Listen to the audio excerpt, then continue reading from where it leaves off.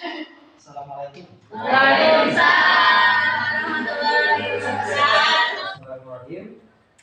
Untuk pertemuan kali ini kita dalam materi mata kuliah manajemen logistik ini ada dua sumber CPMK yang harus dicapai, khususnya untuk pertemuan kedua. Ini adalah CPMK yang pertama dan CPMK yang kedua. CPMK yang pertama adalah bagaimana mahasiswa ini mampu menjelaskan interpretasi daripada manajemen logistik, peran fungsinya, dan juga aktivitas daripada manajemen logistik. Kemudian CPMK yang keempat itu adalah bagaimana teman-teman mahasiswa ini menerapkan aktivitas dari fungsi manajemen logistik ini dalam aktivitas manajemen keseharian. Nah, ini ada beberapa referensi yang kita ambil untuk materi pertemuan kali ini. Untuk yang paling utama biasanya kita ngambil sumber materi utama dari Salvatore Dominic. Ya, kalau ini kebanyakan ini semuanya ini tambahan ya, atau kalau berbicara mengenai manajemen, saya kira teman-teman mahasiswa ini semuanya sudah disampaikan dalam pengantar manajemen bisnis syariah di semester pertama. Pemahaman manajemen adalah sistem hari ini ada yang penyedia layanan aplikasi. Ini sistem pergudangan aplikasi yang cocok dan paling mudah seperti ini. Maka ketika ngedetek, saya kemarin coba sebuah aplikasi, dia sistem pergudangan di sana. Kita kasih gratis dulu untuk belajar. Di sana itu cek bahwa oh iya, keranjang saya sisa di etalase cuma 5, dikali harga berarti produk saya tinggal segini. Saya lihat, oh ternyata produk saya yang ada di galeri itu sekitar misalkan 3 juta. 3 juta itu apa saja? Itu ada rinciannya di sistem karena sudah di sebuah aplikasi, karena sudah tadi di input dulu, kemudian diakumulasi. Ketika ada pengeluaran, kita hanya mengeluarkan berdasarkan transaksi, hanya upload satu transaksi saja, nanti barang berkurang. Kalau sudah habis, biasanya tuh ada dering, ada pemberitahuan barang Anda di level 3 habis. Itu sudah ada sekarang aplikasi yang semacam itu.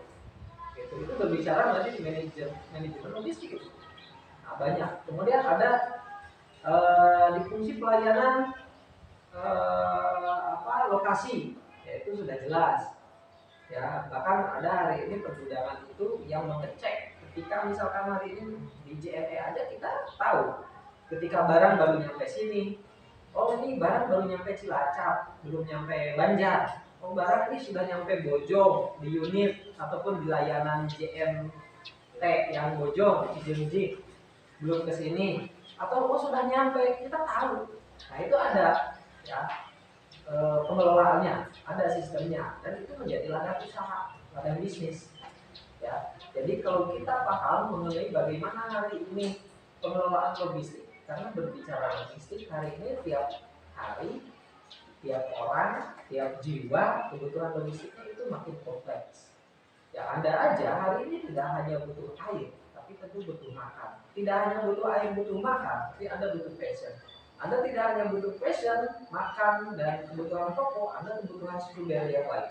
Bahkan tidak hanya kebutuhan sekunder dan primer, Anda butuh kebutuhan tersier. Nah, makin kompleks tiap hari. Itu semua kebutuhan, itu semua logistik. Dan bagi orang yang melek di ilmu manajemen, nah ini kebutuhan. Maka ini harus disambut dengan layanan yang baik. Karena kalau dulu kita untuk pemenuhan kebutuhan itu, apalagi pada zaman megalitikum atau apa sejarah, kalau kita ingin ikan, ya paling berburu, ya paling mancing. Hari ini ikan tidak harus mancing, kemana? Ke minimarket, ke supermarket. Hari ini nggak usah ke minimarket, sudah ada di freezer, gitu kan? Bahkan hari ini tidak ada di freezer, sudah ada, tinggal hanya harus ditunggu. Hari ini makin kebutuhan itu makin dipersingkat, ya kan? Makin dipersingkat. Kita ingin ikan salmon, nggak usah tuh kita harus mancing dulu, kemudian ngolah dulu. Hari ini tinggal beli yang dalam kemasan. ya dalam kemasan kaleng ikan sarden, nggak usah terlalu dulu, baru ada, itu kan itu berbicara mengenai kebutuhan. Kemudian saya berdiskusi dengan teman Kang, beliau habis umroh, ternyata pas itu makanan haji umroh itu kebanyakan itu ada makanan seperti rendang, nah terus kayak makanan-makanan khas Indonesia, apalagi untuk orang Indonesia itu banyak. Mungkin yang bisa dijelaskan pada kesempatan kali ini, ada yang mau ditanyakan, silakan. Izin bertanyakan. Oke, ya silakan. Ya, Bismillahirrahmanirrahim. Assalamualaikum warahmatullahi wabarakatuh. Waalaikumsalam. Warahmatullahi wabarakatuh. Perkenalkan, nama saya Siti Zahra Maulana. Izin bertanyakan, apa saja hambatan yang sering terjadi pada ruang lingkup manajemen logistik? Sekian. Oke, pertanyaannya cukup bagus. Silakan, ini sebelum disampaikan dari pertanyaan Sergiani Jaro, yang lain ada yang mau bisa menjawab terlebih dahulu? Silakan.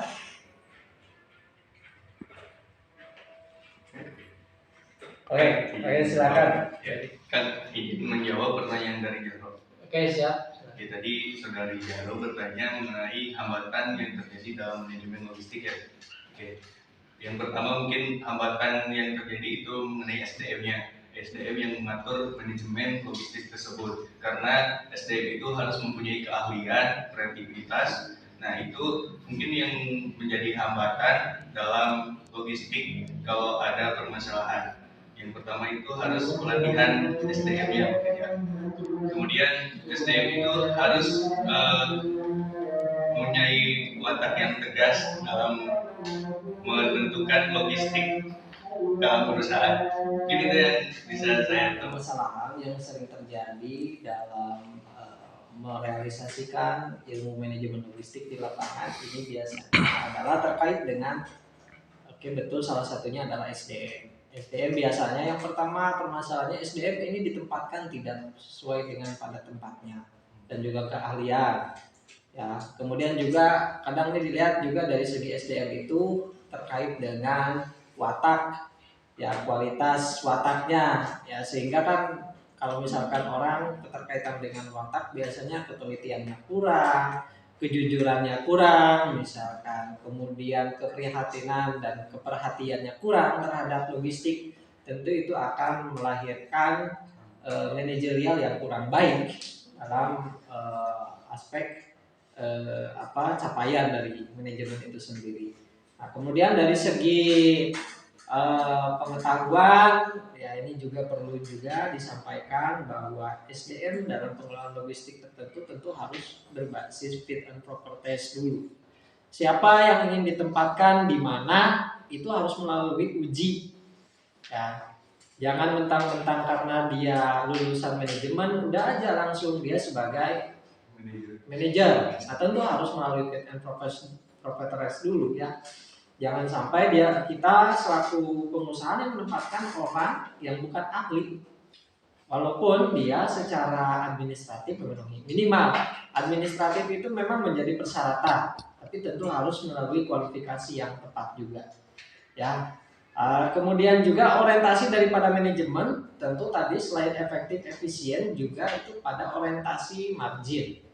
Nah, ini orang dalam pengelolaan manajemen logistik juga bukan hanya orientasi efektif efisien, tapi orientasi margin juga harus tercapai. Margin di sini adalah margin perusahaan, margin bisnis yang lebih besar. Tentunya tujuan daripada logistik di manajerial ini adalah untuk pencapaian keuntungan, untuk pencapaian profit, untuk pencapaian bagaimana tujuan organisasi perusahaan yang lebih besar ya terkait dengan keuntungan lain-lain itu bisa tercapai secara cepat, secara maksimal sesuai dengan ekspektasi si organisasi tersebut. Oke, terima kasih.